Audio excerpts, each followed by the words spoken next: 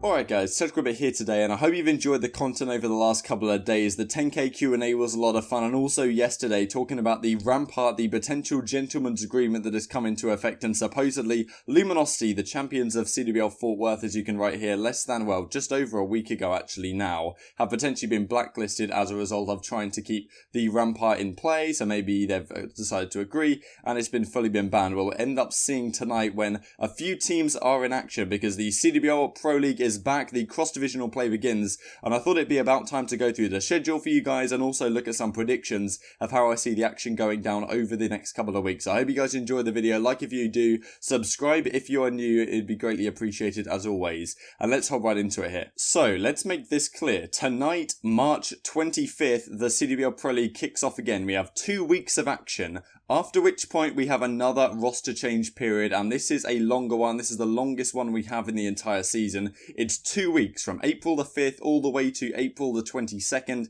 After that, there's no more Pro League for the immediate future, because instead of the Pro League, there's a couple of weeks off. Probably the CWL will maybe bring back some Pro League challenges, or there'll definitely be some like 2Ks maybe, and also the Pro Downs will hopefully come back, the CMG Pro Downs that we had earlier on in the season for you guys to enjoy, while the teams are accustoming to the new rosters, because I estimate a fair few changes are going to go down at this point, because of course, once again, we have this unlimited roster change movement period situation where right now, if you want to make a change, all you can do is switch out one of your players from the substitute that you decided to put in right back at the beginning of the season. But in this roster change period, it's possible you can change a lot more, so it may even be crazier than the one we had in March, even though that would be very difficult indeed given the midnight and the Accelerate Gaming situations. So after that roster change period is complete, they have a couple of weeks to practice and get ready with their teams, and then we have CWL London beginning May the 3rd through to the 5th. Nearly got that wrong there. I'm going to be there the entire weekend, so if you guys are on the fence about coming, I'd really recommend it. Birmingham was fantastic. It should be a great time, especially they've got a bar in the venue as well, so that's what Chris Trout, the Gfinity guy, said. So yeah, with any luck, that'll be fantastic. May the 3rd through the 5th is CWL London, and after that, the Pro League kicks off again with the second couple of weeks of cross-divisional play. So let's go through the schedule. So before we quite get into it, these are the standings right now in the CWL Global Pro League. We have Gen G sitting at 6-1 now, Midnight at 5-2, but of course that is a very, very different roster indeed to the one that we saw in the first half of the Pro League. Of course, there was that legendary roster, not necessarily legendary, but very, very solid roster indeed, was effectively forced to split up due to the organisation not wanting to, well, offering them contracts that they weren't going to be happy with, so that they could get other bigger name players in to potentially sell them on for more when the franchising comes around next season. Optic at 4-3, of course, they had the substitute in Zuma instead of Dashi for that one. Red Reserve sitting around about even as well. Then we have UYU Luminosity Gaming, of course, at 3-4. They started 0-4 in the Pro League, came back 3-4, and then romped through CWL Fort Worth. So very impressive from them. Of course, you'd be expecting them to rise up the list here. We'll have a look at through some predictions, of course, in a second here. Then Reciprocity and Evil Geniuses rounding out the bottom. But Reciprocity, of course, now with Dylan in the lineup and Evil Geniuses looking somewhat better with Attach in the team. Well, we'll have to see how this goes these couple of weeks. Very interesting indeed. But of course, just to mention, every team has played every other team once right now in both of these divisions. As you can see, 100 Thieves and United heading it up on the Division B side, and Envy sitting there at 3-4, having not made a roster change, but, you know, potentially might happen if they don't start performing at that April transfer window starting April the 5th. But one thing that's crucial to note is they've played everyone else in their Division 1, so these next 4 weeks of Pro League play, they will play every other team in the other division one time. So in these next couple of weeks, every team in Division A will play 4 teams from Division B, and then when they come back from CWL London, the same thing will occur again, but of course at that point we may have some very different rosters underway. So let's have a look at the schedule. So this is week 5, and it's rather interesting how they've decided on the teams here. So from Division A, just to look through it, we have Red Reserve, UYU, Luminosity, and Evil Geniuses are playing this week starting tonight.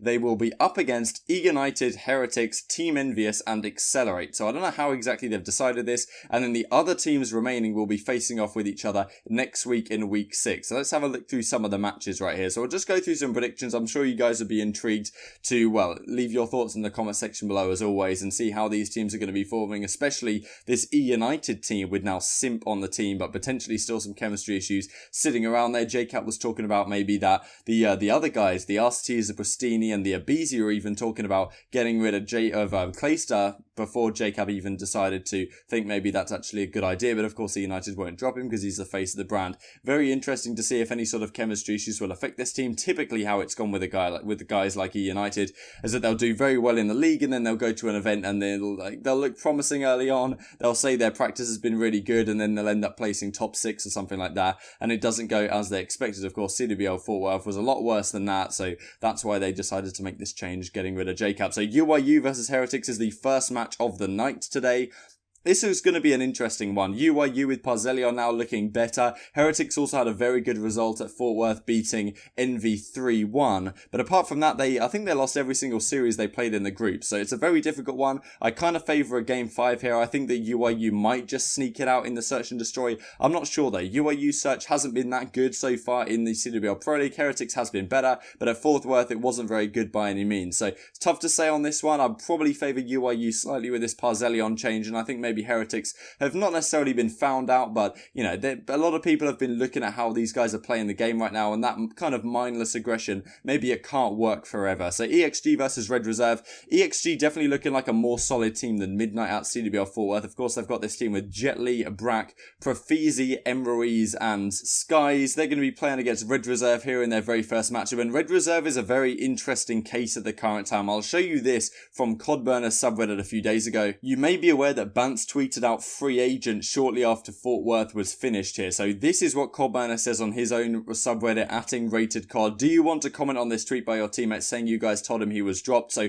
this is the tweet he was mentioning from Trey. So yeah, he tweeted out free agent because we did tell him we were trying to find out a way where the team stays together because we're actually a good team. Okay, it's an interesting tweet. Not really sure exactly what 0 means on that one. So Rated says, yes, we did. I was referring to your incorrect comment about us wanting to move Shocks to the starting lineup and Ben, that's Bance, being gone. If we wanted to do that, we would just do it and choose, and could have, but chose not to, choose not to, whatever.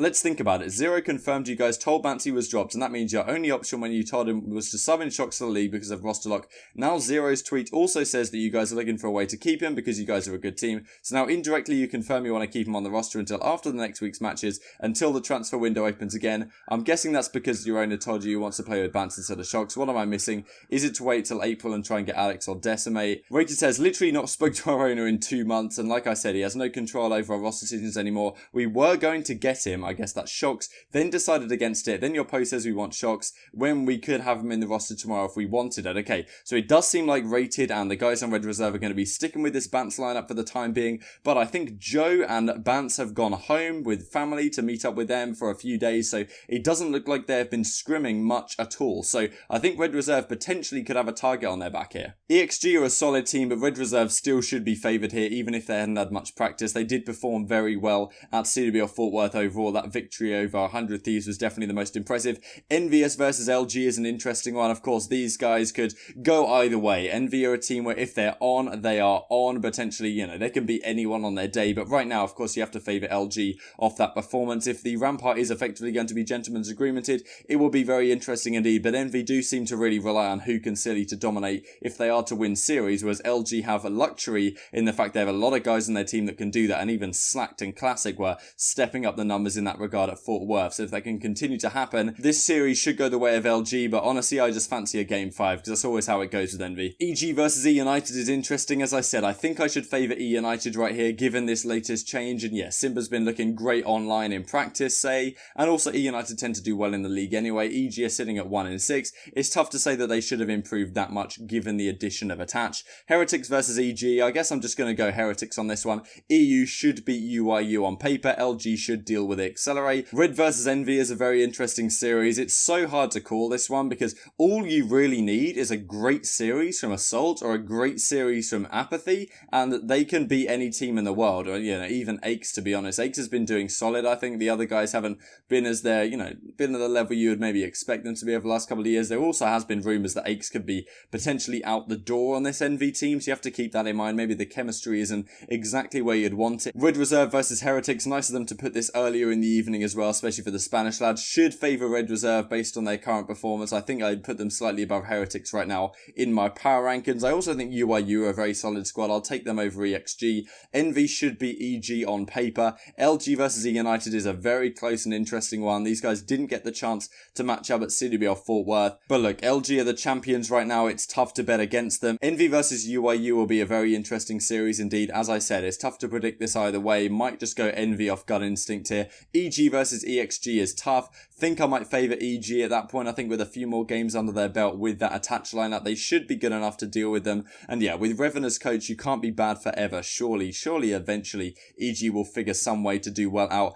E United versus Red Reserve is an interesting one. This has always gone down to the wire. I fancy a game 5. I think that E United might just get the better of them and they're going to feel super confident with Simp, and then they're going to London and end up getting top 6, and then they're like, we should make a change. That's just how I feel it going with E United, to be honest. And LG should deal with Heretics on paper, even though, the cracked out nature of Heretics can always take a team off guard. And then this is the action in week 6. I'll try and breeze through these. Gen G, of course, with this envoy change, they did look very, very good at CWL Fort Worth at times. Of course, they had that difficult loss to LG, and then they ended up beating up to Gaming and lost in a game 5, round 11 to Reciprocity, of course. So Gen G looking very good. I think with some more time and maybe their Search and Destroy improving just a tad, they should have enough for Denial. Midnight versus Splice, they played in the groups actually. I think this is a very close series. I think this went game 5 in the groups at CWL Fort Worth. Splice got the better of them, so it's tough to predict against Splice once again, especially with them going on to make that grand finals. Optigaming, of course, with Dashi now in the lineup. They were 4-3 at the current time, but Dashi is back. Not the best performance at CWL Fort Worth as a team. Individually, obviously, Dashi was playing very well indeed, and I feel like he was honestly over-challenging things more than he normally would, because he kind of knew that he has to if this team is going to have a chance of winning stuff, because they weren't playing well as cohesively as a unit, and maybe on some part that was on Dashi as well, but a lot of the time I think the whole team cohesion wasn't there. The specialist use wasn't great, and yeah, this should be a good opportunity for Optigaming to get back in their groove, I guess you could say. It's tough to say what will happen here, because typically in a league environment, Optigaming has always been very, very comfortable indeed. So Enigma 6 they should have the better of, but E6 did place top 6 at CWL Fort Worth, so we'll have to see how that goes for them. Reciprocity versus 100 Thieves will be very exciting indeed, because this is a matchup which we got deprived of at CWL Fort Worth, given that Priester was sick and then he had to get subbed out for Ferocities. So we'll see how this series would actually have gone potentially. I still fancy a game 5 here. Why not? Reciprocity in a game 5, who knows? Optic versus Denial. Optic should of course win that one. Reciprocity versus Enigma 6. This is a rematch from the winners round 1 at CWL Fort Worth, where Enigma 6 managed to 3-0 Reciprocity. It's very interesting. Enigma 6 seem to be the European kryptonite right now. They beat Red Reserve in the pool play as well before 3-0ing Reciprocity here to give them a chance to go deep in the tournament and kind of eliminating Reciprocity chance of winning the entire thing, which is a bit unfortunate. I think Reciprocity will bounce back nicely in this series though. Rex seems to do that thing where every event they always lose one series that they have no business losing. 100 Thieves versus Midnight. 100 Thieves, I've got to favour them in that one. I think 100 T are a really solid team right now. Splice Gen G is going to be exciting. Probably going to favour Gen G, to be honest, on current form. I feel like Splice are a very, very good team indeed, but Splice seem to always do really, really well in a tournament environment. If this was in a CWL Fort Worth, like a winners final or something, I'd probably favour Splice, but in a LAN situation, in a LAN league situation, I think I'm going to go Gen G in this one. E6 Midnight is tough. Going to favour E6. I feel like Midnight have been blessed with that 5-2 spot. Do not seem like a very cohesive team right now, but they definitely have the talent to make some sort of upset like they nearly did on Splice at CWL Fort Worth. Denial versus Reciprocity. It's a Reciprocity no-brainer for sure on this one, but yeah, Denial are a very solid team. They could potentially cause some sort of upsets here against any of these teams. It's difficult to favour them. Gen G versus 100 Thieves would be very exciting indeed. I feel like this series comes down to the Search and Destroy. Very tempted to say 100 Thieves for whatever reason. Got a good gut feeling about 100 Thieves right now. Optigaming versus Splice is a tough one once again. I honestly think this is going to come down to a game 5 again. But Optigaming in a league environment, Splice not necessarily so good in a league environment. I might take Optic in a game 5 here. Gen G versus E6. I think Gen G should be able to handle business there. Midnight versus Denial is tough. Probably going to favour Denial. I think they are a better team than their record makes out. And well, obviously Midnight is the other story. Splice versus Reciprocity. I'm looking forward to this one again. Of course, Splice managed to reverse sweep Reciprocity at the CWL Fort Worth event. I think Reciprocity might get the better of them this time if they keep improving with Dylan. Of course, they get more chance now, Reciprocity, due to practice with Dylan in the team. They didn't really have too much chance before the event to do so. They only had a couple of weeks or so, something like that. Splice have obviously had their team for the entire season, so I really think that Reciprocity can put up a better fight here. And then 100 Thieves versus Optic Gaming to finish out the week 6 of cross-divisional cross-divisional play. So 2 weeks and then 2 weeks beginning week 7 and week 8 as well. And yeah, I feel like I'm going to favour 100 Thieves, so I fancy another game 5. This is going to be a very exciting one. Of course, Nadeshot versus Optic Gaming. It's going to be a good one. Should be a lot of viewers for this with any luck. And yeah, it could go down to the wire. I feel like maybe I'll favour 100 Thieves. We'll have to see how things go. With Dashi back in the lineup, of course, back on LAN. His first play in the Pro League on Optic Gaming, of course, considering he couldn't play in the first couple of weeks back in Division A. It seems a long time ago now. So I hope you guys enjoyed the video. Like if you did, subscribe if you're new as always. Thank you guys so much for watching as always, and I will see you next time.